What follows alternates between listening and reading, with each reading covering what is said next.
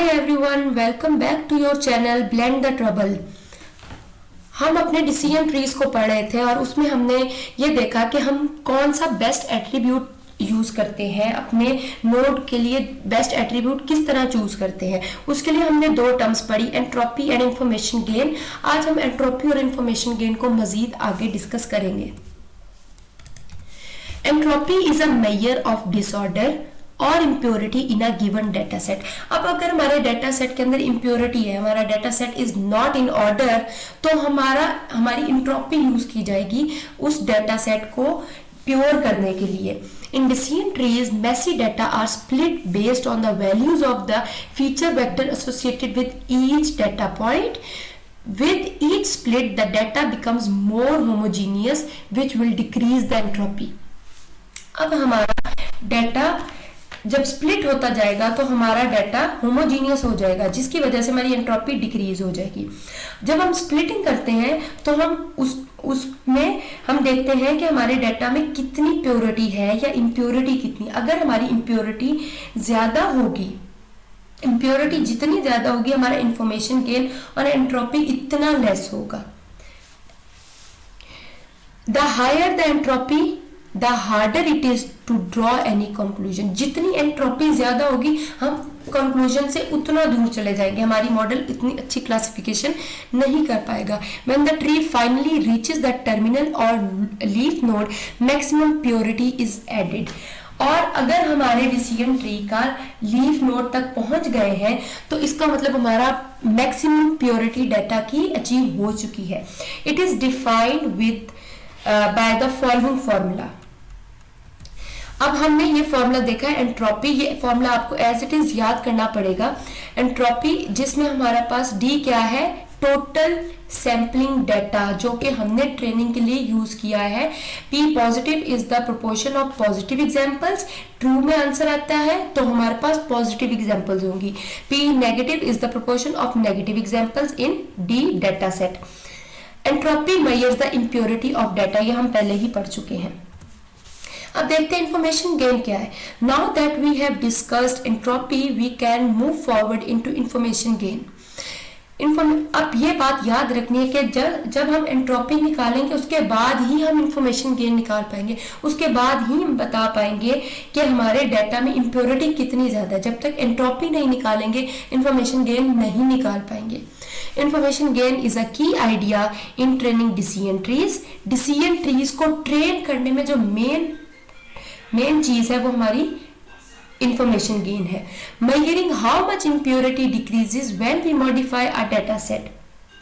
It evaluates the impurity in the data, aiming to find the feature with the least impurity to serve as the starting point root node for building the decision tree. अब हमने जब decision tree को generate करना है, उसके लिए जब हमने रूट नोड डिफाइन करना है तो उसके लिए सबसे पहले हमें इंफॉर्मेशन गेन निकालना पड़ेगा, और इंफॉर्मेशन गेन निकालने से पहले हमें एंट्रोपी निकालना पड़ेगा।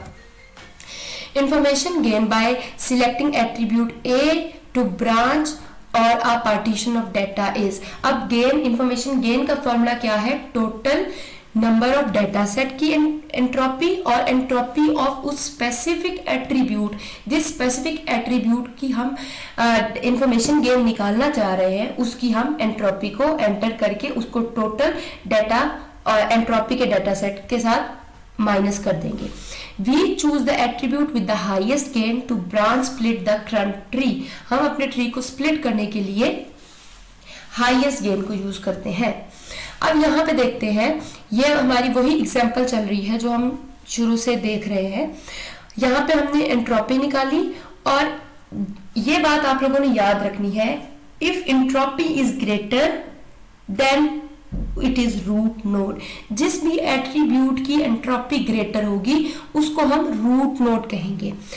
जिस तरह यहाँ पे अगर हमारे पास हमने इन सब का इंफॉर्मेशन गेन निकाला और उसमें से हमारे पास ओन हाउस की एंट्रोपी सबसे ज्यादा आई है, तो हम देखेंगे कि own house is the best choice for our decision tree. मतलब हम अपने रूट नोड को बनाने के लिए ओन हाउस का यूज करेंगे। अब हम ट्री को इसी तरह कंस्ट्रक्ट करते जाएंगे, हर पॉइंट पे एंट्रोपी और इंफॉर्मेशन गेन निकालेंगे और इसकी बेस पे हम अपना रूट नोड भी डिस्क्राइब करेंगे, इंटरनल नोड भी डिस्क्राइब करेंगे और इस तरह हमारा डिसीजन ट्री कंप्लीट होगा जब तक वो हमारा लीफ नोड तक ना पहुंच जाए। अच्छा, बाय द वे यहाँ पे आप जो ये देख रहे हैं 6x6, ये हमारे total number of data sets हैं और ये total number of positive outcomes है। इसी तरह यहाँ पे total number of data sets 9 थे और पॉजिटिव आउटकम्स 3 थे। यहाँ पे हमारे पास टोटल नंबर ऑफ आउटकम 9 है और उनमें से पॉजिटिव एट्रीब्यूट 6 थे, तो हमारा ओन हाउस 9 की तरफ जाएगा।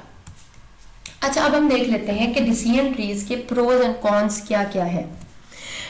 प्रोज ये है कि it is easy to interpret the Boolean logic and visual representations of decision trees make them easier to understand and consume.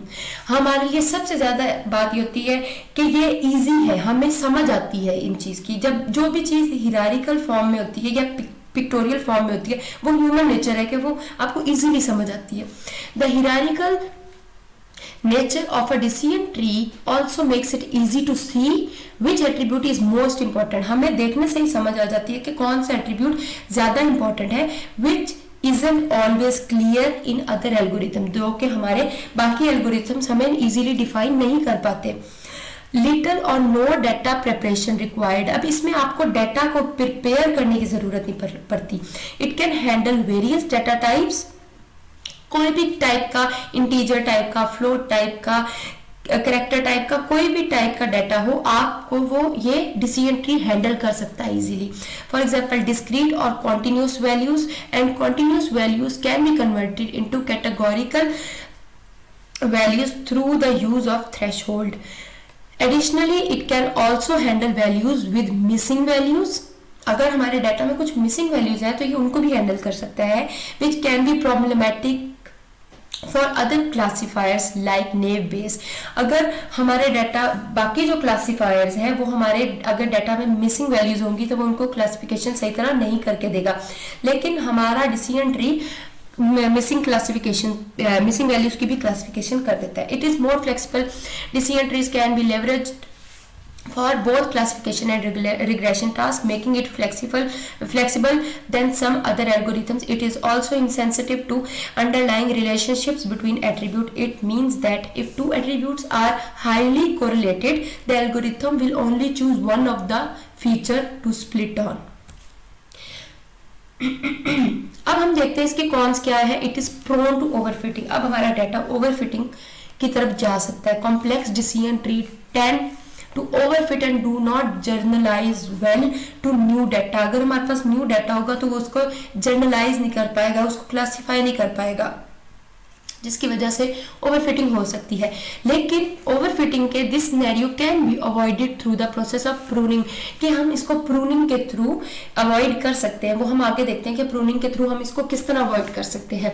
High variance estimator small variations with in data can produce a different decision tree. अब हमारे पास estimators अगर different होंगे, हमारे पास data की variation थोड़ी होगी, तो हमारे डिफरेंट डिसीजन ट्रीज बन सकते हैं।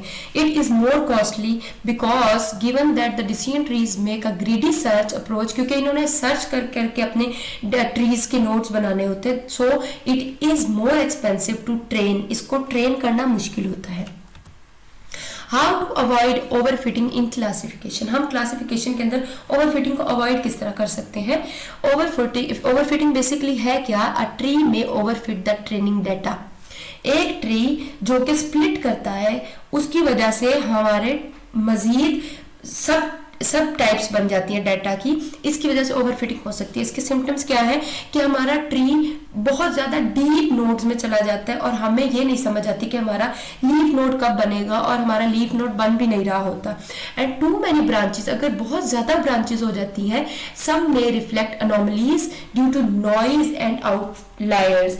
अगर हमारे डाटा में नॉइज और इम्प्योरिटी बहुत ज्यादा होगी तो हमारी एंट्रोपी भी नहीं निकल पाएगी, जिसकी वजह से हमारे लीफ नोड तक हम नहीं उसको यूज कर सकेंगे। अप्रोच टू अवॉइड ओवरफिटिंग, हम इसको प्रूनिंग के थ्रू अवॉइड कर सकते हैं। It is the process of removing और कोलैप्सिंग ब्रांचेस और nodes that do not contribute that do not contribute much to the accuracy or complexity. Pre-pruning halts tree growth. Pre-pruning क्या करता है कि हमारे ट्री की ग्रोथ अगर बहुत ज्यादा इनसफिशिएंट डाटा है और ट्री ज्यादा ग्रोथ कर रहा है तो हमारे प्री प्रूनिंग क्या करता है, पहले ही डाटा की ग्रोथ को रोक देता है। While post pruning removes sub tree with इनएडिक्वेट data after tree construction. जैसे हमारे ट्री की कंस्ट्रक्शन होती है उसके बाद हमारे सब ट्री हमारे पोस्ट प्रूनिंग क्या है, हमारे सब ट्रीज के जो फजूल किस्म का इनएडिक्वेट इनसफिशिएंट डाटा होता है उसको रिमूव कर देता है। और post pruning is better than pre pruning. So guys, आज का लेक्चर यहीं पे ख़त्म करते हैं। अगर आपको कोई भी क्वेश्चन हो तो feel free to ask me.